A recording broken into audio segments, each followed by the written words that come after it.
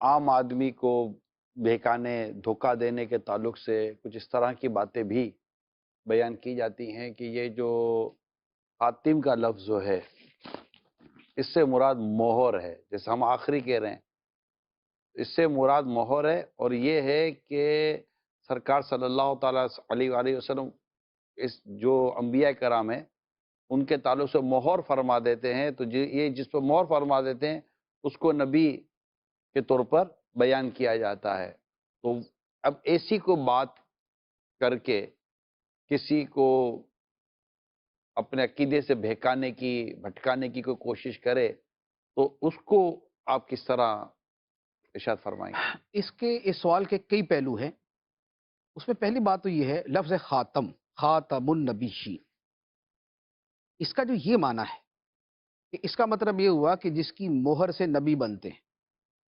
جو یہ وسوسہ ڈالتے ہیں کہ خاتم النبیین کا مطلب کہ جس کی مہر سے نبی بنتے ہیں، یہ معنی جو ہے نہ لغت عرب میں ہے، نہ یہ آج تک پورے تاریخ اسلام کے اندر کسی نے بیان کیا، نہ کسی عربی جاننے والے نے ایسا معنی بیان کیا۔ یعنی آپ کے کہنے کا مقصد یہ جو خاتم کے طور پہ جو مہر کا لفظ استعمال کیا جاتا ہے کہ خاتم سے مراد مہر۔ نہیں، وہ نہیں، خاتم النبیین کا یہ معنی کرنا ہم، کہ جس کی مہر سے نبی بنے، جس کی مہر سے نبی بنے، پورے لفظ کا، لفظ خاتم کا نہیں، صرف خاتم کا مطلب مہر لینے کے اوپر تفصیل ہے نا، کہ خاتم خاتم النبیین۔ النبیین، اس پورے لفظ کا یہ معنی لینا کہ جس کی مہر سے نبی بنے، یہ معنی لینا جو ہے یہ آج تک یہ نہ کسی نے لیا اور نہ عربی کے اعتبار سے بنتا ہے۔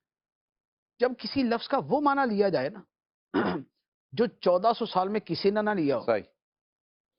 وہاں سے گمراہی شروع ہو جاتی ہے، کیونکہ پوری امت کو غلط کہہ کر ایک نیا معنی اور ایک نئی تشریح لے کے آنا، یہی دلالت کا اور گمراہی کا دروازہ ہے، اور بڑے بڑے فتنے اسی وجہ سے پیدا ہوتے ہیں۔ آج بھی اس طرح کی آج بھی بہت ایسے، ساری ہو رہی ہوتی ہے۔ ٹھیک ہے نا، یعنی یہ اب ان کی نوعیت کا فرق ہو سکتا ہے کہ وہ کوئی زیادہ جو ہے وہ سخت قسم کا جو ہے وہ حکم لگتا ہے، اس میں اس سے کم لگتا ہے، لیکن جتنے بھی یہ گمراہیاں جو شروع ہوئی ہے نا، اس کے پیچھے وجہ یہی بنی کہ کسی نے اس کا وہ معنی لیا کہ جو معنی پہلے امت میں کسی نے نہیں لیا۔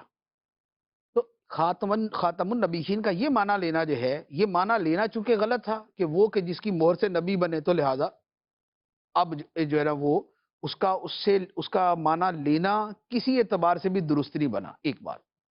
دوسری بات، بالفرض یہی مانو، بالفرض یہی مانو کہ جس کی مہر سے نبی بنے، تو بھائی تمہارے اوپر مہر لگی ہے، اس کی کیا دلیل ہے؟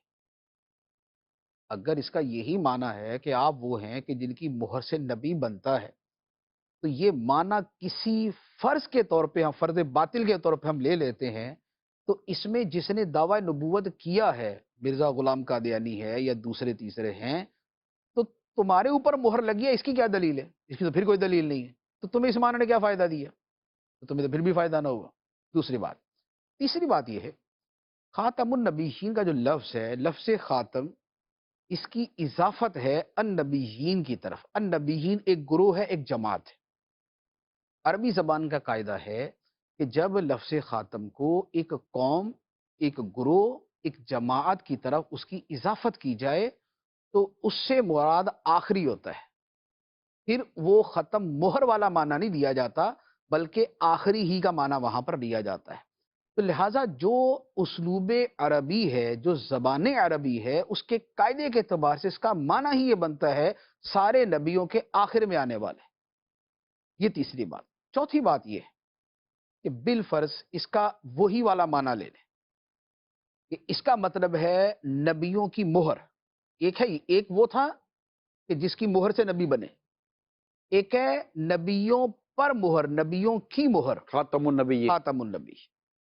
اگر یہ والا معنی ہو تو مہر دو قسم کی ہوتی ہے، ایک ہوتی ہے سٹیمپ تصدیق کے لیے، اور ایک ہوتی ہے سیل کسی شے کو بند کرنے کے لیے کہ اب اس سے کوئی شے نہ نکالی جائے گی نہ اس میں داخل کی جائے گی۔ اگر اس کا یہ مہر والا معنی ہو، نبیوں کی مہر والا معنی ہو، تب بھی اس کا معنی یہ بنتا ہے کہ نبی پاک صلی اللہ تعالی علیہ وآلہ وسلم نبیوں کی وہ مہر ہے کہ جس کے بعد اب کوئی نبی اس سلسلہ نبوت پر مہر لگ گئی ہے۔